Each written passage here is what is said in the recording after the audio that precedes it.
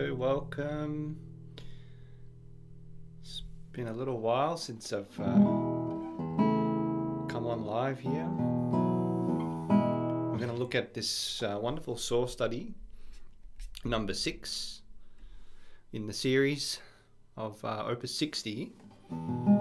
So there's 25 progressive studies. They do get, they're progressive, so they get more and more challenging, longer, denser, more complex, higher up the fretboard, thicker textures, more complex harmonic language. Although Sor's harmonic language, even from the beginning, if you've been watching since our first video, even right from the beginning, Sor is doing some very structured things in his music, even for the very, very simple sounding studies. So we're at study number 6 now.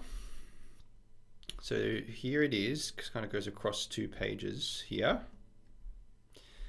So we'll start with our usual, I'll play through with all the repeats. So what I'd like you to do is follow along and always start, when you're studying a piece, start with the big picture first, really important, big picture, bird's eye view. How many sections are there? Can you identify the keys? Are there any contrasting moods that are created from those keys? This one's a bit tricky because there's kind of like subsections in this piece, so that might sort of throw you off, but the keys really give you a clue, the contrast in mood that you'll hear. Then we'll start to look in more detail at the phrase structure, and then we'll look at the harmonic progressions. So usually, a lot of the times guitarists start, I think, backwards, and they start saying what chord's this, what chord's this, what chord's this, and they don't have the big picture yet. So it's much easier if you've got the big picture established first, and then start to think about the phrase structure, so that the form is the biggest view you can have, and then the phrase structure is the next, and then the chords and other details. So let's have a listen to this beautiful study.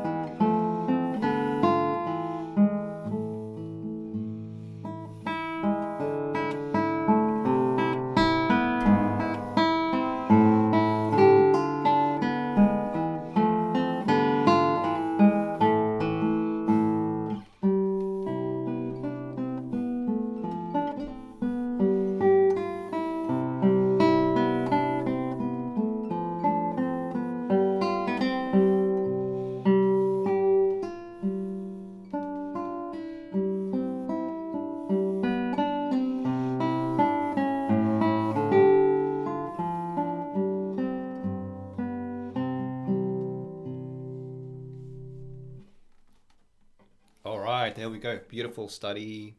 These are wonderful studies. I really encourage you to add studies to your practice routine if you haven't already, and these are a really great starting place. op.60, it's public domain. You can look it up online. I'll try and post the link up. I don't think I posted it up in this live video, but you should be able to find it pretty easily. op.60, Fernando Sor, number 6.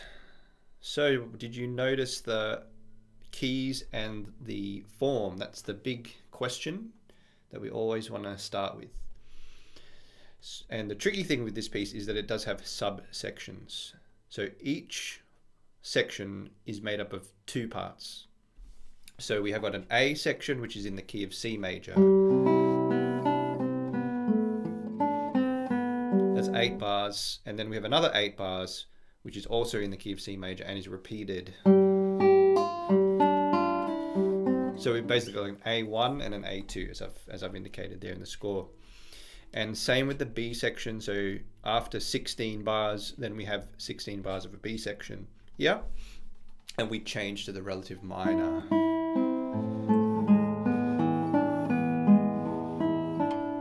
So yeah, B1, I should write that in, B1, and B2, bananas in pajamas, and B2. And then we repeat A again. So we've got ternary form A, B, A. The A section's made up of two parts. Excuse me. The A section's made up of two parts. It's in the key of C major. The B section's made up of two parts, and it's in the key of A minor. And then we return to the A section again. So that's the form, ternary form. Let's look now at the next level of the phrase structure. So the first section is made up of something that we've explored a lot in Sor studies called a parallel period. So we have a question and an answer. They're both 4 bars long and they start with the same material. That's a parallel period. If you're a composer, it's one of probably the most important phrase structures to know about. But even if you're not a composer, if you're just into playing, it's also really handy to know what a parallel period is because they occur so often. And just knowing that structure and that the fact that there's repeating material is really helpful. So we get a question. So that's repeated a little bit later on in the answer.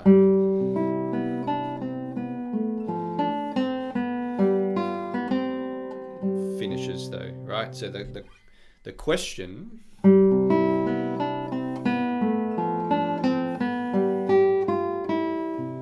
it's kind of a closed question. It does end on the C, ends on the tonic. That C is actually held over. A little subtlety there. You see that C is held over, which is really nice. But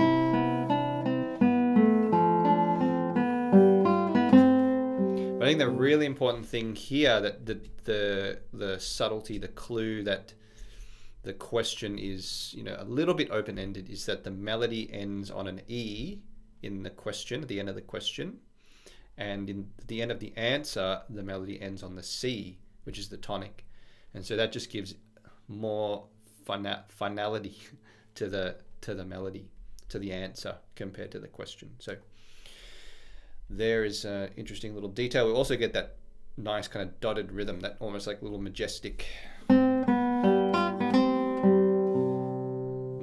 ending there with the faster dotted rhythm as well. So a couple of little subtleties with Sor. Subtlety could be like his middle name, Fernando Subtle Sor, because he's subtle all the time and he's always bending the rules a little bit. The A2 section, we don't see a parallel period this time. Now we get a bunch of sequences in the first 4 bars, and then in the second 4 bars we get a passing modulation and a suspension. So a jam-packed A2 section. So the A1, it's the first section, so maybe Sor doesn't want to do too much in it because you need to establish the piece, establish the key. A2 gives you a bit of a chance to develop your ideas. So I think that's what Sor does. So we get a pedal G, which is something he's used quite a bit, pedal tones, and we'll see he uses that later on in the piece too, in the B section. So there's pedaling G in the bass, and in the melody we just get this series of descending sequences in the melody. So we're gonna...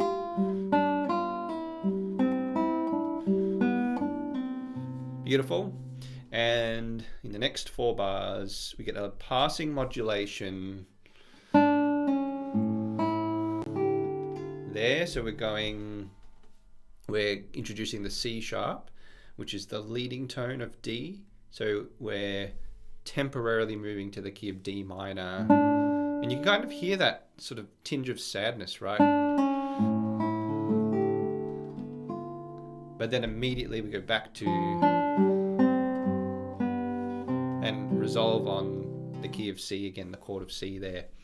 But he does that with a suspension. The suspension is created by introducing this note. Where we have a G chord here, and we get a fourth, like a sus4, if you notice sus4 chord. So basically it's like a sus4 which resolves here, and then we go to the C chord there. So beautiful, list of techniques that Sor's using in A2. Now we go to the B section. So in B1,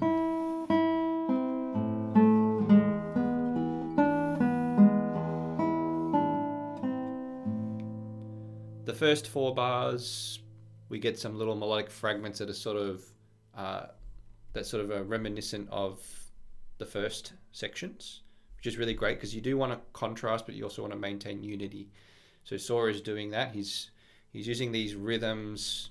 You can kind of see that, especially like this kind of rhythm here.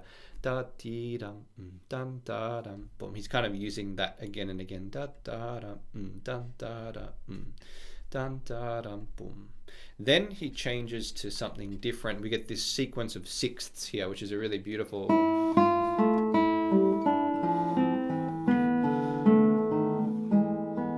So if you play those together, and then he pulls us towards the E chord with that D sharp. So we get these descending parallel sixths there, which are arpeggiated, so it creates a bit of tension, and then pulls us to the E chord at the end there. So I am talking about chords a little bit through that D sharp. That's the leading tone of E, the 7th note. That's going to the 1 of E. So there's our B1, and then B2, Sor is using now a pedal E on the top of the texture. So remember before, Sor used a pedal G in the bass in A2 with a descending sequence in the melody. Now he's kind of flipped it around, and we have a pedal E on top.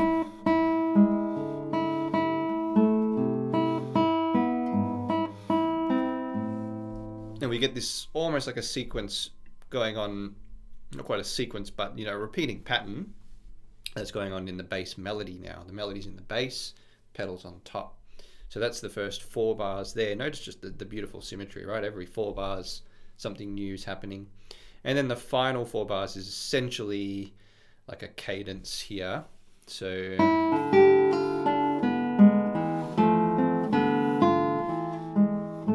beautiful melody, isn't it? The way that it sweeps down and then up, and then we get the big leap again. So there we go.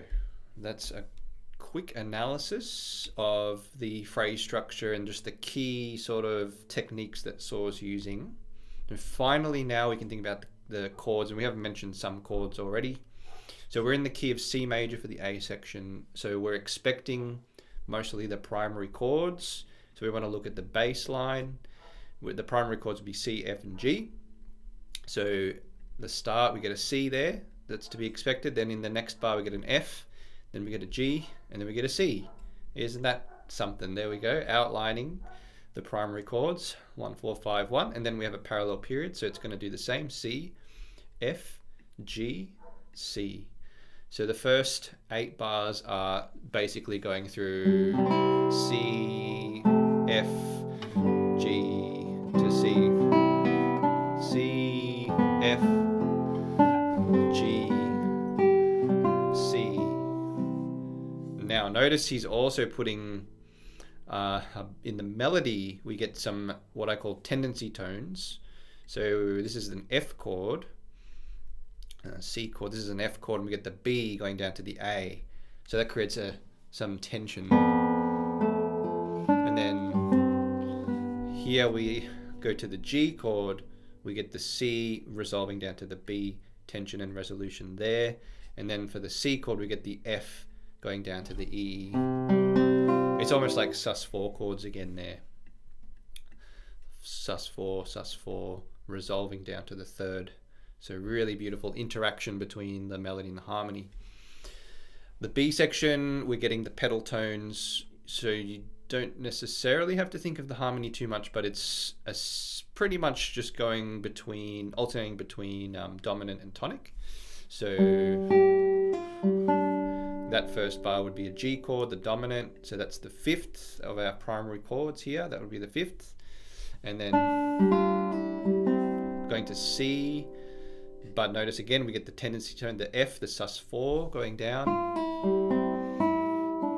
And then we're going to G, and now we get a G, A, B, C, D, E, a 6, 5. So it's a different tendency tone there, that 6th resolving to the 5th of G. And then we go to C again, and we get a 2 to 1 there. The D above the C resolving to the C. Okay, so it's a series of not only sequences, but the melody each time is causing tension over the harmony, and it's also resolving. And that's why we get this beautiful